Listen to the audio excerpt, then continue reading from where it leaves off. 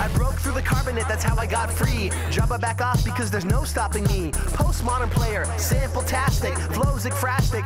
I get drastic, hey, watch the plastic. Yo, I name check and leave you drastic. Welcome to episode 64 of the MacGuffin Podcast. I'm Spencer. I'm John, and we are still in the horror at the MacGuffin phase. All throughout October, we're going to be scaring the crap out of you and each other.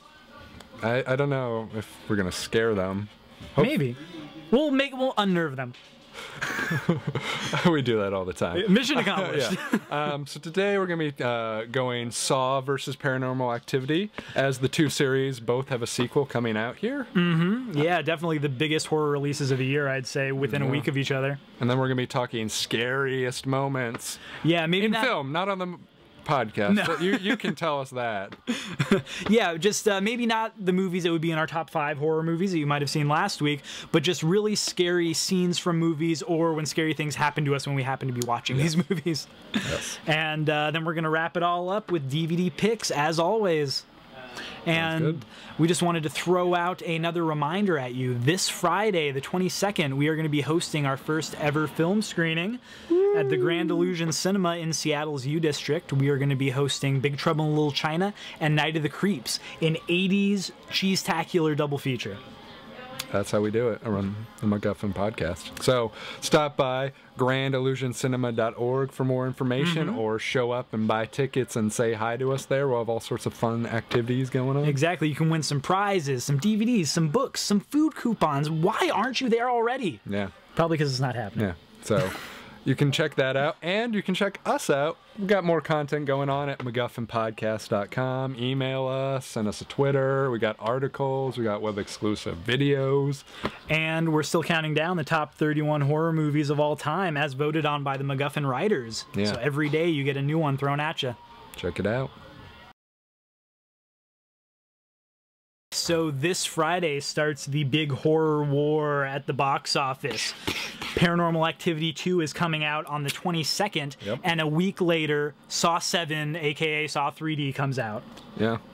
So this is kind of a big deal, because last year they were beating the crap out of each other. At least one of them was beating the other one down. I mean, I don't know if you'd really consider it a fair fight, since it was Saw, like, what, 6? Yeah. Versus Paranormal Activity 1. I mean, granted, Saw at a bigger budget, but the series is losing steam. Yeah, I think that's something we can talk about. So Saw, for this decade, has been like the horror series. Like what Friday the 13th was to the 80s, Saw is, whether you like it or not, to the 2000s. And, you know, we were up to number 6 last year, and the series had definitely been getting thin. Like, I haven't liked one of those, you know, really since number 2, and that was just okay. I mean, I was looking at it, and actually I have it in front of me. Number 6 was the first one that really sort of dropped off. As of 5, they're still making about $50-something million for each one, and they're keeping pretty consistent at that $10 million budget, which is one of the reasons why they keep making them. Yeah, just so cheap to make and the high return. Yeah, but last year it only made $27 million. And I think that had a lot to do with Paranormal Activity. Because they were in theaters at the same time. When Paranormal Activity went wide, that was within a couple weeks of Saw coming out. It probably did have some effect, but I mean, as you said, it was a couple weeks of it coming out, so it might have already sort of run the majority of its course. I just think people are starting to get tired of the premise of Saw. I mean, at this point, the most interesting character, Jigsaw, has been dead for 3 movies already. Since part 3, he's been dead. they're really just really stretching to even include him in the movies at this point. Oh yeah, so he's made more like tapes than Tupac. Okay. Yeah, it's like every single movie, there's like half of the movie is an actual new story, the other half is flashbacks to stuff you didn't see behind the scenes of part 4 and 3 and 2 and all that. So I mean, it's definitely been on the way down. I mean, I can't say that the promise of it being in 3D is really any incentive for me to go see it. Yeah. I mean, if it is in fact the last one, that might make me a little bit more curious, but not the 3D. Yeah, and I think the reason that they're pulling out these stops was pretty much because 6 underperformed and because they are going up against Paranormal Activity 2. So we got to throw out Paranormal Activity being this, like, you know, indie phenomenon last year, made over $100 million, and it was the horror movie to see last year. But that's not to say that Paranormal Activity 2 doesn't have problems of its own. I mean, oh, definitely not. But I mean, it's not like a direct sequel sequel. I mean, I'm actually, well, there's supposedly some crossover. I don't know if it's flashbacks or what exactly it is. They listed some of the characters from the original and the cast of the new one, but it looks like a new family in a new house with a new spirit or whatever. And I mean, I guess it's sort of in the same universe, but it's a new director, a new cast. I don't know how much of the original is going to carry over versus it just being sort of like an homage or a ripoff or whatever of the original. Yeah, and so it's still up in the air as to how these will perform, but kind of their making was really entwined with each other because, you know, Saw 6 underperformed while Paranormal Activity was, you know, going gangbusters. And so then I'm trying to remember what company it was that did Paranormal Activity, but they rushed the announcement for a sequel and obviously rushed it into production since the part 2's coming out a year later, much like the Saw movies are always being rushed into production while the current one's out. I know Paramount was the distributor of it, so they might have been the ones behind that. So, you know, it was announced Paranormal Activity 2, and people were like, oh, I don't know, it's just a year after, but it was still such a big thing. And then they announced, oh, who's going to be directing Paranormal Activity 2? It's going to be... Todd Williams. Oh, no, it was originally going to be Kevin Greutert, who had directed Saw 6. Oh, wow. And so they were pulling from the Saw camp as their director. And what happens within a week? Lionsgate pulls out a clause in his contract to the Saw series and is forcing him to go back to Saw 3D. But the weird thing about that is, like, I mean, Saw 6 wasn't a huge success. I mean... But he's a guy who's been with the series. He edited 1 through 5, but I mean, and then he I don't know if that 6. necessarily constitutes a great... Oh, no, definitely not. What it is they didn't want to lose him to Paranormal Activity. It's really, these movies are in direct competition with each other more than any movies I really feel like that's not, like, something to, like, freak out. I feel like Saw could pull any number of other people out who would be equally good directors as this guy. So I don't know, I mean, except for the, like, they just wanted to punch a hole in Paranormal Activity, yeah. But I mean, I don't know how much of a score that would be for Paranormal Activity 2, honestly. That's just the thing. Like, you know, if they could get, was it James Wan? Was he the director of the original Saw? Like, if they could get him to come back or something to reinvigorate the series, I think that would be, like, a huge coup for Saw. Because he's not really doing that much these days. That's true, although he does have a movie that premiered at TIFF called Insidious, which is supposed to be the best ghost story since Paranormal Activity. I've heard mixed things about that, so I don't know what to believe. But, I mean, it's still not a huge, big blockbuster film, so, I mean, it's still like they could bring him back. Lee Whale, is it? What is his name? Lee Whannell, who wrote the first 3. He's really not doing much either. All he's doing is acting in James Wan's movies, basically. Well, Andy co-wrote Insidious. But, like, it's not like these guys should come back and reinvigorate this last one. I think that would be a huge coup. Whereas, in Paranormal Activity, like... Yeah, I mean, I guess they could have gotten... I mean, they got Todd Williams from Door in the Floor, which really seems like weird. a very peculiar choice of director. But at the same time, you know... I'm not saying people who haven't directed horror before can't be good horror directors. It's just like... It is a weird choice. It doesn't instill a lot of confidence immediately going in. Like, he might surprise me, but I'm not going in like, dude, this guy is going to rock it. Yeah, no, then that's true. But yeah, it's just this that bizarre thing that happened with the directors flip-flopping back when they originally came out. The one thing I will say that does interest me is the writer, Oren Peli, is that right? Yeah. He did not write any of this. It's just the characters. He's only credited as a producer. But the guy who did, Michael Perry... was a writer on Freaky Links, if you remember that TV show. He wrote on Law & Order SVU. He wrote on Dead Zone. He wrote on Millennium and Erie, Indiana back in the day. And The Practice. So this guy is a pretty established writer. So I mean, he's an established TV episodic kind of writer. I think that leaves it up just as much as I mean, how much plot do you really think there is in a Paranormal Activity too? It's sort of like a Blair Witch Project type thing where they have like these loose ideas and then it's basically just a basis to create these scary... Well, at the same time, if it's a bad script, then you're not going to believe the scary events, you know. I mean, maybe, but at the same time, it might be a little bit less enjoyable, but like it can still be scary. I mean, if someone gets yanked out of a bed, whether you're expecting it or not, like, you know, it still can be scary. I mean, maybe if you expect it, obviously. But like, look out, that guy's about to grab you out of your bed. Whether it's an important plot point or not, it doesn't really matter. It's still going to be scary. And you know, I don't know. He's got experience in sort of that supernatural realm, which is what interests me. That's true. Millennium, Freaky Links, Erie, Indiana. These are all things. Dead Zone. I mean, these are all things, which is, you know, ghosts right there. So supernatural. I mean, he that is the one thing that is interesting me really at this point. Hopefully. Oren Peli as a producer is involved too. Yeah, that was a big kind of negative for me with the movie. Just the fact that he wasn't directing or writing again. I was just like, whoa, you know, it's bad enough you're rushing in production. At least rush in production with the guy who made this awesome movie, you know? The problem is it just feels too much like Paramount's trying to get their Saw. Yeah. They want a series totally. where they can have one come out every year, be scary, make some easy money. I know the budget of Paranormal Activity 2, but I'm sure it was really low. Yeah. Although probably not the 15,000 the original was. Right. It's got to be at least $1 million. Even if it's $1 million, like Yeah, that's low that's, compared to any even Hollywood Saw, movie. like I guess the original Saw was a little over $1 million, but like that's cheap. Like even like they can make that back easily enough. So I don't know. I mean, I guess if you had to ask me, I'd be more interested in Paranormal Activity 2, but yeah, I think just at this point, Saw has really run itself into the ground. It hasn't been interesting for movies. You know, it's been like what 5 years since the last one, where I was still kind of wondering what was going to happen. And I mean, the problem is like they just don't have anything that's inspiring me to think that the series is going to be coming back. I mean, except for 3D, what else is different? I mean, and the promise that they're going to wrap it up, which I guarantee you, if this movie makes money, which it will, it's in 3D, it's the final chapter. I don't know if it's going to be the biggest grossing of the series. I don't know if it's going to outgross Paranormal Activity, but it will make some money, and they will make a part 8. It's just like Friday the 13th.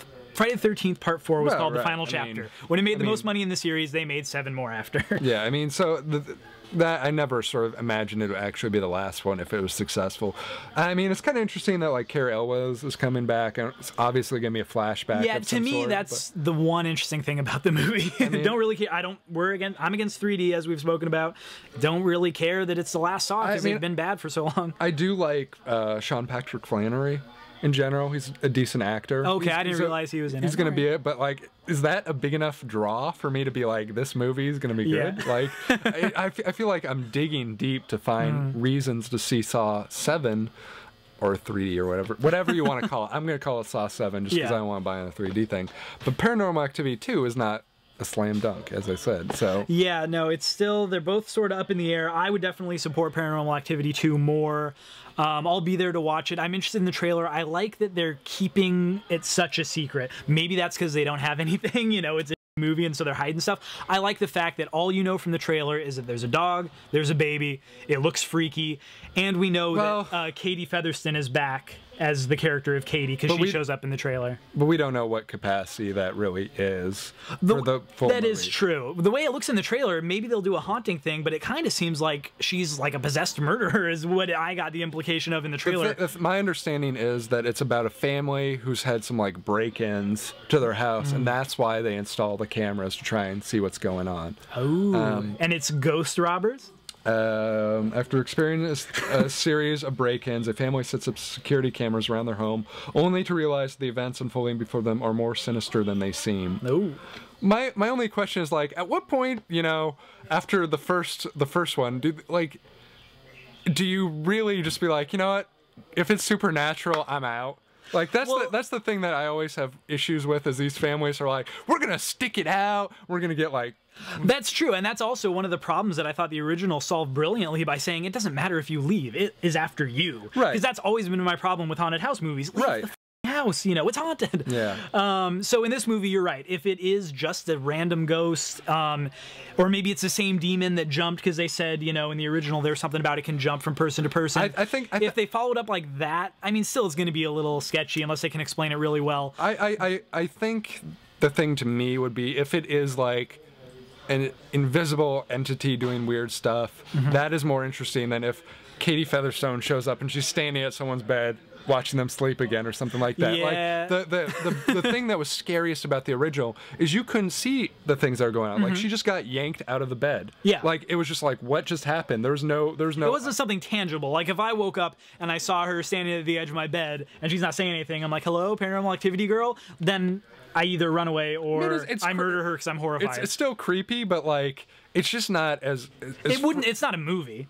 It's like a short film. Yeah, if she's just possessed and that's the movie, you know, I mean, they have a lot of work to do. you're right. It's not a movie, but like it's not as scary as where you can't see. Like if I see someone walking up to the bed and then they yank him out, I'm like, okay, I can see this coming. But if she just yanked out of the bed, I cannot see that coming. Yeah. Like I mean, I guess you could see like footprints or something. I don't remember. Is this something that horrifies you? You're really harping on this yanked out of the bed. Do you wake up in the middle of the night, you're like, hello? I think it was really Someone well yank done. me out of this bed? Like I mean, if you're like afraid of a ghost possession, like that's the kind of stuff like where they physically go after you. That's creepy. Like, you know, a glass flying across the room, creepy, but it's not like necessarily malevolent. Yeah, but yanking you out of the bed. Like that's a pretty malevolent act. No, it's true, but it's for me like the whole movie was scary. You seem to be really obsessed with the bed. My point is though, like you can't see that because it's a spirit. Yeah. Whereas if it's her, it kind of loses some of that like surprise factor. Yeah, so that makes me think, you know, they are keeping it such under wraps. Either it's going to be a mixture of the two, or maybe they're going to show the ghost and it looks like her now. I don't know, because they do show some invisible things happening, like the chair's rocking, the dog looks at it, and I thought that was very creepy in the trailer. I mean, I'm all for popping up occasionally, but I don't want her to be like the presence that we see. So I don't know. What are your thoughts on Saw exactly. versus Paranormal Activity 2? Let us know. MacGuffinPodcast.com. Will either one reinvigorate a series or continue a series? Will Paranormal Activity 2 be the Blair Witch 2 to the series? Or will they both kill the series? Yeah. And we'll have nothing coming out next Halloween. We'll have to have something original. What an idea. Yeah, get cracking on that, buddy. Okay, can do. If you can't tell, we're talking scary movies here on the MacGuffin Podcast. It's part of our October Spectacular. And so what we're going to talk about now are scary movie moments. Now, these maybe aren't necessarily our favorite horror movies, but they are moments that stick with us as being particularly horrifying. Yeah, I mean, that's one of my favorite parts of the horror industry. I'm sure that's what everyone loves about is being scared. Like, oh, definitely. That's what we watch these films for. And these are some of our favorite moments. I mean, obviously, I'm sure there are other ones that are great that we're going to miss. So don't just like get on your Don't high click horse. It off as soon as Spencer says, you know, when she got pulled out of the bed, you know. It might reappear, or I might talk about a Charlie Brown one. You don't know. That's true. It might be a twist coming up. So I got really scared watching America's Sweethearts. Maybe that's on the list. That was a pretty terrifying movie. I will give you that. So I guess I'll start. Okay. One film that affected me greatly, and this might be partly because I was a kid when I saw it, so that might have skewed my experience in watching it, but it was It. It's a creepy movie. Granted, the ending is one of my least favorite endings I've ever seen in a movie, but the film starts out with a lot of vigor. I mean, it starts out with a kid who loses his boat. It goes down into a sewer, and he sees a clown down there. I mean, kind of weird, but you know what? Not necessarily creepy. It gets pretty creepy when the kid's arm gets ripped off by the clown, and kills him. I mean, oh, totally. I think that's, you know, it caused a big fervor in like the early '90s when the book came out, and to me, it is still in my top 3 Stephen King books of all time. One of my favorite books ever. It's a creepy idea, just that image in your brain, and so when they visualized it in the movie, I thought they did a very good job until it fell apart with the crab spider thing. Yeah, but like when it was manifested as the clown, it was immensely creepy. Tim Curry's performance? Yeah, Tim Curry. So good. Tim Curry was great. And it was interesting because, you know, people complain about clowns being scary and all that stuff. I generally don't. They complain about it? Yeah, like, I hate you, clown! Some people are afraid of clowns. Oh, I thought you meant complain, like, oh, those clowns just think they're so scary. But, like, I generally am completely oblivious to clowns. I don't really care one way or another. Okay, if you woke up in the middle of the night and there was a clown about to pull you off your bed. that one there, though, that was a freaking creepy clown, and I will always remember that. And that creeped me out as a kid. And the thing that I find most impressive is it's a TV movie. That's true. Like, to be scary in a TV movie, you have to make restrictions. Oh, totally. They really have to rely on the suspense and the suggestive more so. Like, there's only a couple of freaky TV movies I can think of. It is up there. Dark Knight of the Scarecrow. I mean, there's not much more besides that. And I gotta give a shout out also to it. The scene where they're telling their stories of their experiences, and the girl talks about hearing the voices, the like ghost voices from the sink or whatever, and the blood shoots out. Wow, that was a scary moment. Shocked me. Little Spencer was like, Little, no! Little Spencer was a little traumatized to go near the sink for a little while, I'll tell you that. You became very unhygienic. You were the stinky kid in class for a while. I sacrificed after seeing that. Yeah, it was a very unpleasant experience. Well, one of my favorite horror movies, which also contains one of my favorite scary moments, is Joe Dante's The Howling, which was part of the werewolf explosion of 1981, where no less than 3 werewolf movies were released within that summer or fall season. And The Howling has this very interesting idea that people can turn into werewolves whenever they want.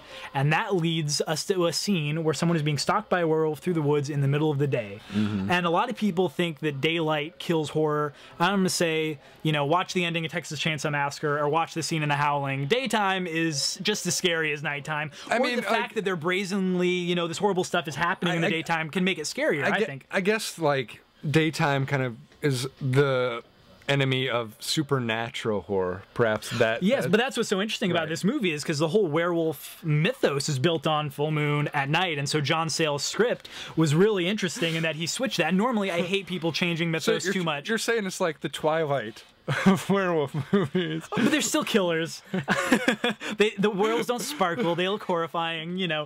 But so in this scene where a woman is being chased through the woods and she hides in a cabin only to realize it's the werewolf's cabin that she's ran into, it's really horrifying. And as I'm watching this movie for the first time, I am sitting in my house, in my room. My window's open. It's a summer night.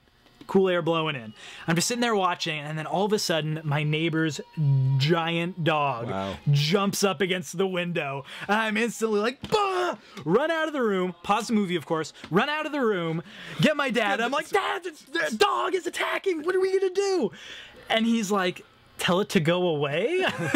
It's just the neighbor's dog. It's a good thing you had the presence of mind to pause the movie. I don't want to miss anything, you know. I hadn't seen The Howling before. You know, like, I'm gonna die, but you know, I'm not gonna miss a frame of this movie first. I had in my head that there was a few seconds for it to break through the screen, so.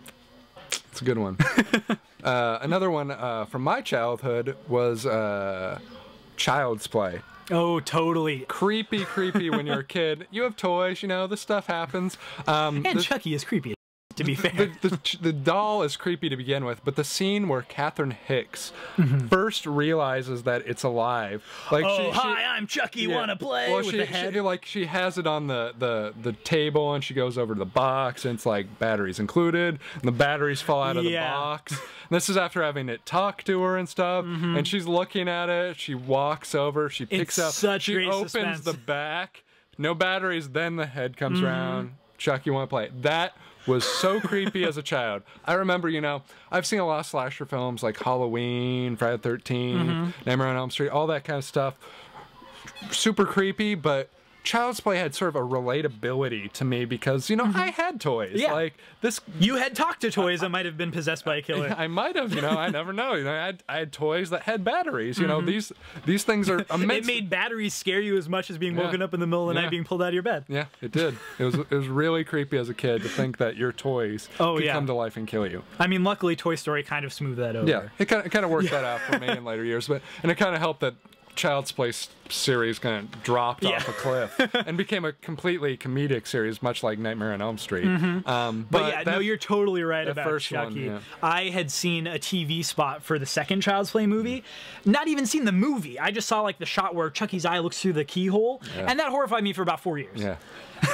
So that was a good one. Another scene for me, this is a movie that I think it's not really very well remembered, and that might be just because it's just an okay movie, but it contains one of the scariest scenes I've ever seen in a movie, and that is 1993's Fire in the Sky, which is based on the real-life, true story alien abduction, and I'm a big sucker for alien abductions, Bigfoot, all that stuff. Unsolved mysteries on...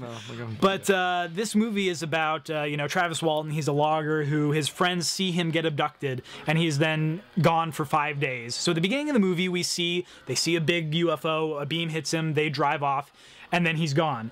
And the rest of the movie really focuses on a trial that's happening in the town. The town people are accusing his friends, the loggers, of killing him, hiding the body, or maybe it's all a big hoax. He's hiding in the woods somewhere, is going to make a ton of money from it, selling it to National Enquirer, stuff like that. Then the character comes back, and he has a flashback to his experience, and it is one of the scariest 20-minute blocks I've ever seen in a movie. Just the way that they imagine the UFOs, unlike anything I've ever seen, as opposed to, you know, the sterile, cold environment of something like the X-Files or the, you know, Communion, stuff like that. It is really organic. It's kind of like a beehive, and he pulls himself like out of this cocoon thing, and the aliens don't even look like the typical grays with the big eyes and the gray skin. They have little beady eyes, long necks. They're flesh colored, and they're just so creepy. They put him through, you know, an abduction, you know, procedure, and it's horrifying. Yeah, I just think people need to watch that movie just for that scene. Plus, you're gonna find great performances by like D.B. Sweeney, Robert Patrick. So an okay movie with a great horror scene. Good one. Another one, you know, I'm the first to admit that I'm pretty desensitized to a lot of stuff. Like, it takes quite a bit to scare me these days.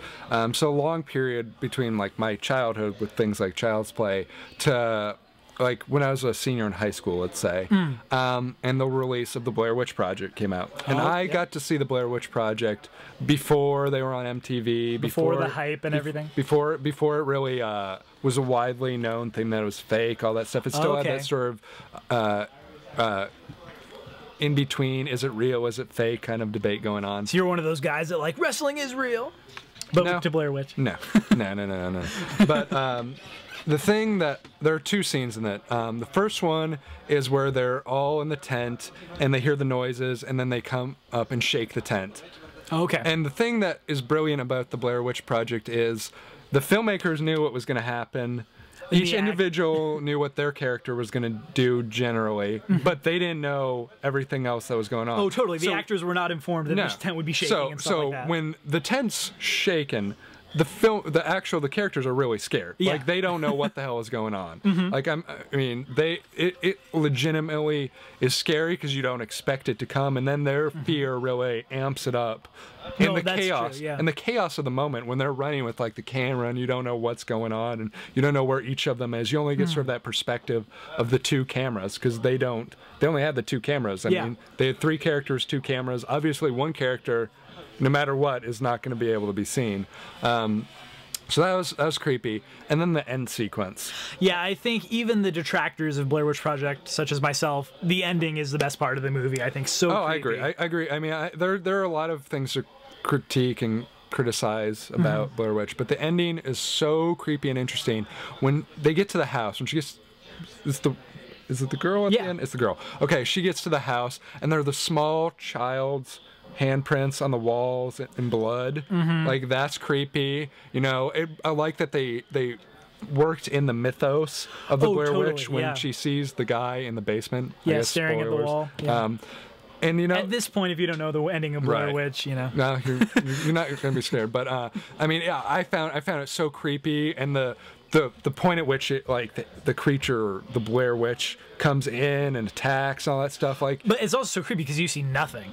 Right, you see nothing, and the build up. It's not like an instant thing. There's like a couple minutes of build up as she's going through this house, and you're just like, when is it happening? When is it happening? She's gonna get it. She's gonna get it, and then boom. And it's actually pretty cool. The filmmakers resisted the urge to have the final image be some kind of monster, like bah! Like unfortunately they did at the end of Paranormal Activity, the one small sore spot in that movie. And then they kind of let things go off the rail with Blair Witch 2, but but that first one had some very creepy moments, especially the ending. Yeah.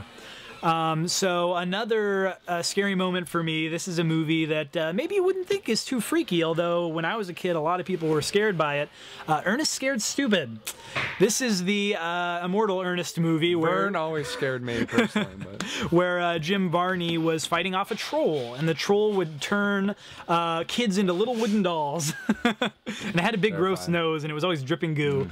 Well, anyway, there is a scene where the girl in the movie, because it's always a group of guys, and they have one friend who's a girl, just one of the guys. She is in her house, and she's kind of freaked out. So she's laying in bed. She hears something under the bed. So she looks under the bed. It's all building up, like, oh, she's going to pull it up, and there's the troll. And she pulls it up. Oh, it's her doll. Stupid girl. You know, she picks up her doll. She goes lay back down into bed, and the troll's right next to her.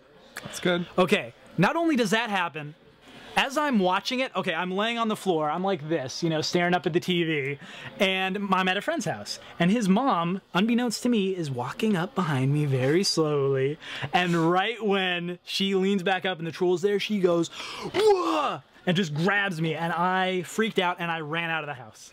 I opened up the door and I booked it. That's good. Sounds like a wonderful lady. Yeah. Scaring the crap out of a child. One of my favorites. Good job raising some children there, lady. I feel bad for your kids. Yeah, that's a good moment. Another one for me, when I was more adult in age, that scared me was The Ring. The Ring, again, another film that has a lot of criticism of it. Yeah. But the end of The Ring is very That's well true. executed and very creepy. The thing that makes the end of The Ring partly so creepy is that you think it's resolved. Like, she's saved the day, she's found the body, you know, it's like everything's good, everything's kosher, you know, end music, let's roll credits, end of story. No. It keeps going. No, someone's going to come out of the TV. It keeps going, yeah. Then cut to the apartment of her ex-husband, ex-lover, whatever he is. Something. Martin Henderson, whatever ex-relationship person designate, whatever. He's just moving about, you know, doing his photography thing. TV clicks on, starts to watch it, you know, what's going on, watching the video. Girl comes out of the TV, and it's well done. It's an amazing effect, and I think, once again, like Blair Witch, I'm not the biggest fan of The Ring, the ending is so good. Like, there's a reason everyone talks about the ending. Yeah, and I mean, the original is well done as well, but not to the same level. Yeah, as Ringu. Yeah. is not to the same level as the American remake. The American remake, just spot on. I mean, they had you lulled into a false sense of security, and then they hit you with the creepiest moment of the movie. I think it's amazing. Very true. And scary. Another great ending for me, up until a final moment that I briefly mentioned before, is the ending of Paranormal Activity. I know a lot of people had some problems with the ending because it was filmed later. They thought the original endings that the director had gone with there weren't are a as couple strong. ones. So the original ending of the movie was that, you know, Katie had killed Micah downstairs. He didn't see it. And then she comes upstairs and just kind of sits up there for a few days. Cops show up and kill her. I thought that was really anticlimactic. Wasn't there one where she commits suicide? Yeah, and then there's another one where they go downstairs, he screams, she walks up by herself, just walks up to the camera, slits her throat, and dies. That one I liked better than the cop one, but still, it didn't have the punch that the movie needed. Yeah. Nothing about it was particularly scary, except for Micah running downstairs and screaming. So I really liked the ending, which Steven Spielberg famously suggested. I thought it was the most suspenseful part of a very suspenseful theatrical experience. Like, I'm sitting there watching, he runs downstairs, and the camera is just stationary in the blank room for a good while before he screams. So I'm sitting there like, oh man, what's gonna happen? He screams, I'm like, oh crap. Then you start to hear the footsteps. And the shot is set up so perfectly. So on the left side of the screen, you got the doorway. Down on the bottom right, you have the timer, because it's a camera. I was so freaked out, I was like, I'm looking at the timer. I'm not looking at the door, because something's gonna scare me. And then he gets thrown, and I'm like, you know. No, it's very well executed, because there's a sense of urgency, because you hear the thump, and then he instantly bolts downstairs, and then it's basically like nothing. You see nothing for like a minute. Yeah. And you just hear noises, and they're creepy noises, and you just are wondering what is going to come out. Something has to happen. They're not going to just cut to black with like an empty doorway or whatever. Something is coming. You're going to finally see something. And it pays off. Though you got to give a shout out to that yanked out of the bed scene too, because that was. I've heard that some people found that scary. Yeah, some people did find that scary. That one was a really scary one. No, too. I would definitely give it up for the yanked out of the bed scene. Even the footsteps running up to the door and it getting slammed shut. There are so many scary moments in that movie. But for me, the ending was the pinnacle of it. Oh, totally. Unfortunately, I thought they ruined it with the CGI face. I will say the one thing that is also good about the yanked out of the bed scene is you can see her go into the closet. Like, you see her get dragged away. One of the greatest things about Paranormal Activity are the effects. Like, to me, Paranormal Activity is right up there with something like Lord of the Rings for the best special effects I've ever seen. Because I have no idea how they pulled her out of the bed. You can't see anything. Even in the Region 2 DVD with the director commentary, he doesn't tell you how they did the tricks. He said that would ruin the movie. I mean, like, you see it, and then he follows her into like the closet and stuff. You're watching it continue on. It's just like she gets yanked out of the bed and wraps around the corner. Like, you follow him as he's trying to like yank her down and stuff like that. So it's creepy. So that's a good one. Oh, definitely. Another one that I'm sure we can mutually agree on is The Thing. Oh, the definitely. blood test scene in The Thing. So scary. Where they're trying to figure out, they finally get a blood test to figure out who the thing is. Exactly. They find out that the cells of the thing are all independent of each other, and they will try to save themselves. So if they take someone's blood, who is the thing, and they put fire to it, it will try to get away from the fire. So you have this suspenseful scene where everyone's tied up, and Kurt Russell is holding, you know, a hot wire or a wire to a flamethrower, and then he's putting in some blood. And as he's putting it in people's blood, he unties them, and they're helping him out. And you're just wondering, when's the blood gonna come? Yeah. Like, what's gonna even happen? And when it finally does, like, it is so scary. shocking. And Yeah. John Carpenter does this amazing thing where, for the effect to happen, they had to have a fake Kurt Russell hand holding a petri dish for the monster to cut out.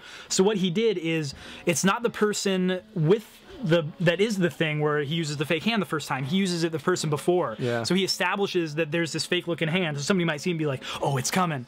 And then nothing happens. Yeah. So then they're lulled No, down it's again smart. for when the effect does happen. And that's part of the best ones, the scares. Like, much like yeah. The Ring, you get a false sense of security, and then boom. Yeah, so even if you do notice that, I mean, and we both had The Thing in our top 5 horror Yeah, movies of all time. yeah. We're giant fans of the movie overall. And we also got to give a shout out to the autopsy scene, Yeah. where what seems like a normal head quickly becomes something else. Yeah, well, that whole scene is horrifying. Even before that, because there's a guy who looks like he's going into cardiac arrest, and you've seen him like hold his chest earlier in the movie, like, oh man, something's wrong with this guy. But you think like, oh, he's sick, he's gonna die. Oh, yeah, and it's then like they a go heart to attack or yeah, something. they go to give him the defibrillator, and his stomach opens up into a giant mouth that bites Blair's arms off, Yeah. and that's horrifying. And if that isn't horrifying enough, they then light it on fire. His head falls away, and sprouts legs and starts yeah. walking. But the great thing about that scene is they cap it with awesome comedy, where kind of the really stoned out radio operator character is looking at it, or maybe he was a pilot, looks at it and he's like, oh, you've got to be kidding. Yeah. And that is just, it's such a great scene. No, it's a great movie. Definitely our top 5. I got to give a shout out to The Shining. Definitely a lot of creepy moments There are in a there. couple of scenes in there, specifically when Danny riding through the hallways and runs into the little girls. When anyone thinks of The Shining, I don't know, That's they're the either moment. thinking Jack Nicholson's face, or if they're just thinking what they're feeling, the anxiety they get from it, Yeah. they think of those girls. That is one of the creepiest things The ever girls filmed. and the elevator of blood, those two things together were so creepy. And it's amazing to think that, you know, the kid, they filmed it so that the kid wouldn't have to see any of this stuff and be like tormented. Well, that's what's so interesting about the girls, is that it's really such a simple thing. It's just two girls. They look like normal girls in a hallway. But just by even way doing they that, speak, yeah, the way they the speak, way the way they it's act, shot, yeah. like Kubrick didn't have to cover them in blood or make them all gnarly or No, anything. You no. know, all they had to be was creepy British girls. Yeah. You know. And so there's that, and then when Jack goes into room 237, Oh, and he the hag in the bathtub. Well, he sees her initially as like an attractive young woman, and then she comes up to him, and suddenly she's this old, gross woman. Well, that's also this thing where he's making out with her when she realizes that, when he sees in the mirror that she's all totally. gross. So not only is it like, oh my god, it's like, stop touching her. Yeah, so it's a creepy moment. I gotta give it up for those two scenes. Not any of the other more flashy scenes, but those two specifically. Very creepy. For me, I think the last one I had on my list that really affected me is the opening of a movie called Tourist Trap, which is, I think, a really underrated horror movie from '79. And in the opening, these group of teenagers, early 20s kids, their car breaks down, and one of them walks off to get help. You know, we've seen this before. He finds a house. Oh, you know, we've seen that, like Texas Chainsaw Massacre, any number of movies. When he walks into the house, he's calling out, hey, is anyone here? There's no one there. He walks into a room, and all of a sudden, creepy shit starts happening. The door slams shut. He can't get it open. He's like, hello, what's going on? The closet door busts open, and there's a mannequin in there that starts laughing. That's creepy. And then all of a sudden, things start flying at him, like this telekinetic fury just starts, nails are being thrown at him. Suddenly, a big lead pipe comes at him, and he's trying to escape. So he breaks through the door and he gets his arm through, but somebody on the other side is like holding him in place, so he can't grab at that door. So he's sitting here stuck, horrified. There's crazy shit going on. And this lead pipe flies right into him and impales him. And instantly in that moment, all of the sound cuts out. He's screaming for his life, and you don't hear anything except for like his blood dripping out of the pipe. It's well done. And it is one of the best opening scenes I've ever seen in a movie. And it sets you up for a movie where you're like, what else is gonna happen? Yeah. If that is the opening, anything can happen in this movie. Very cool. Yep. So those are some of our favorite scary scenes. Yeah, let us know what you think. You know, were you scared by our same scary moments? Anything else that jumped out to you? Maybe it was something like Ernest Scared Stupid. You know, you have a good story, you can leave in the comments section.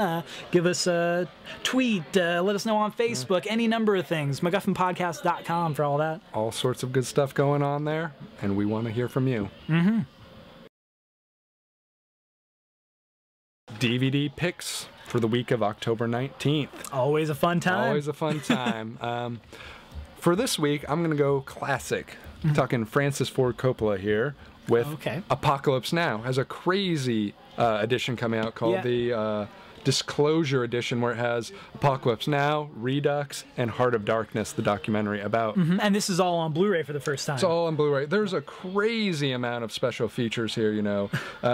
Exclusive 50 screen excerpts on the screen, storyboard gallery, marketing archives, interview with a conversation with Martin Sheen, John Milius. I mean, there's so many. Yeah. Bits. A lot of new HD things, but it also carries over all of the original content, which is something that's very good for people, you know, wanting to get it on the new format, because the original complete dossier 2-disc DVD was great for Apocalypse Now, and then also they separately released Hearts of Darkness, the making of Apocalypse Now, which I think is one of the best, not only making of a movie, but just documentaries, period. I love Hearts of Darkness. So the fact that it's all in one package really makes it, you know, if you don't have Apocalypse Now already and you have Blu-ray capabilities. And for those who like regular and those who like Redux, you got both of them. That's true. I'm definitely more of the original fan. I think Redux gets a little long in the tooth, but at least the option's there. People, there are people like Redux, and so now, you know, why split hairs? Exactly. At least he's not going Lucas on us. Yeah. He's letting it all be out there, the good, the bad, and the ugly. So what about you? What's your pick for this week? Well, for my pick, being that it is October, I thought it'd be appropriate to pick a horror movie. But I guess if you want to go that way. If I want to be like that. Yeah. So I'm also going the classic route, which with the Blu-ray debut of Psycho, Alfred Hitchcock's masterpiece. Blu-ray for the first time, and it's going to carry over all of the bonus features that you saw a couple years ago in the Legacy edition. So we've got historical commentary, that feature-length making-of documentary that's been around since the early days of DVD. Just a great package for such a good movie. And also, on that same day, the Psycho Legacy, the fan-made documentary about Psycho, comes out. So you can pick them both up. And, you know, also pick up that Psycho 2, 3, and 4 pack. You got yourself a night. And you would imagine on a show called The MacGuffin, we're pro-Hitchcock, so... Yeah, I think so, just throw that out there. So yeah, let us know what you want to see, what DVDs we should have picked at MacGuffinPodcast.com. We picked some great ones. Maybe you found some diamond in the rough that we missed somehow. Yeah, and you can also always go there for our contact info, articles, exclusive videos, all sorts of things. We'll see you next time. T-1000 can't stop me. I'm on fire tonight. Magneto can't stop me. I'm on fire tonight. Even Zod can't stop me. I'm on fire tonight. It's tight, don't even try to bite the side. Mr. Spock can't stop me. I'm on fire tonight. The Wrath of Khan can't stop me. I'm on fire tonight. The Borg can't stop me. I'm on fire tonight. Because I've got space game and it feels alright.